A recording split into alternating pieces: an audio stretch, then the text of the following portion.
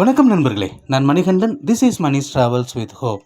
இது மாதிரி தொடர்ந்து பல வீடியோக்கள் வரப்போது. அதுக்கு நீங்கள் செய்ய வேண்டியது எல்லாம் நம்ம சேனலை சப்ஸ்கிரைப் பண்ணி ஆதரவு கொடுக்க வேண்டியது மட்டும்தான். இன்றைக்கி இந்த வீடியோவில் ஒரு முக்கியமான கோரிக்கையை பற்றி பார்க்க போகிறோம்.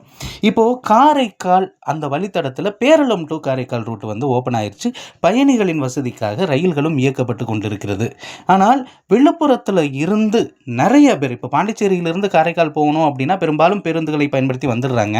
ஆனால் விழுப்புரத்தில் இருந்து காரைக்காலுக்கு டைரெக்டாக ட்ரெயின் இருக்கா அப்படின்னு கேட்டால் இருக்குது. தினமுமே இப்போது இயங்கக்கூடிய காரைக்கால் எக்ஸ்பிரஸ் அது வேளாங்கண்ணி வரைக்கும் போய்கிட்டு இருக்கு. அந்த ட்ரெயின் விழுப்புரத்துலேருந்து போகுது. அது நள்ளிரவு நேரத்தில் போகுது. பிற்பகலில் வாரத்தில் ஒரு முறை இயங்கக்கூடிய காரைக்கால் எக்ஸ்பிரஸ் அந்த ரயிலும் இருக்கிறது. மும்பையிலிருந்து வரக்கூடிய ட்ரெயின். இந்த 2 ரயில்களை தவிர தினசரி டைரெக்டாக ட்ரெயின் அப்படிங்கிறது கிடையவே கிடையாது. அதுவும் காலை நேரத்தில் ட்ரெயினே கிடையாது.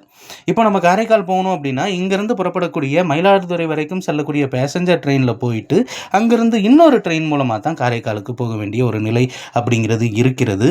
இது மாறுவதற்காக ஒன்று காரைக்காலிலிருந்து மயிலாடுதுறை வரைக்கும் இயங்கக்கூடிய அந்த பயணிகள் ரயிலை பேரளம் திருநள்ளாறு வழியாக காரைக்கால் வரைக்கும் நீட்டிக்க வேண்டும், அல்லது காரைக்கால் வரைக்குமே புதிதாக ஒரு ரயில் இயக்கப்பட வேண்டும் அப்படிங்கிற கோரிக்கை இருந்து கொண்டிருக்கிறது. இப்போ இந்த வழித்தடம் ஓப்பன் ஆனதுக்கு அப்புறம். ஏன்னா அதிகப்படியான மக்கள் பாண்டிச்சேரிக்கும் காரைக்காலுக்கும் போய் வந்துக்கிட்டு தான் இருக்காங்க. ஆனால் ட்ரெயின் அப்படிங்கிறது இல்லாத ஒரு சூழ்நிலை மட்டும்தான்.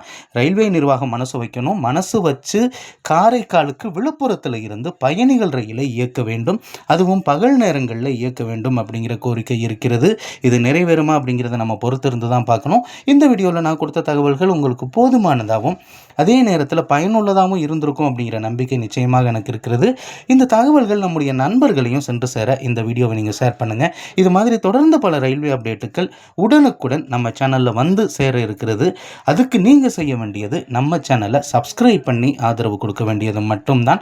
தொடர்ச்சியான பயணங்கள், தொடர்ச்சியான ரயில்வே தகவல்கள், தொடர்ச்சியான ரயில்வே சம்பந்தமான கோரிக்கைகள் இது எல்லாமே அந்தந்த பகுதி மக்களை சந்தித்து நம்ம கொடுக்கக்கூடிய கோரிக்கைகள் மட்டும்தான்.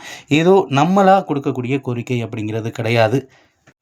அந்த மக்கள் சொல்லக்கூடிய கோரிக்கையுமே நியாயமான கோரிக்கையாகத்தான் இருக்கிறது. ஏன்னா அந்த சைடில் ட்ரெயினே இல்லை அப்படிங்கிறதுனால தான் அவங்க கேட்கக்கூடிய கோரிக்கை. அடுத்த ஒரு வீடியோவில் பார்ப்போம். அது வரைக்கும் நன்றி, வணக்கம் நண்பர்களே.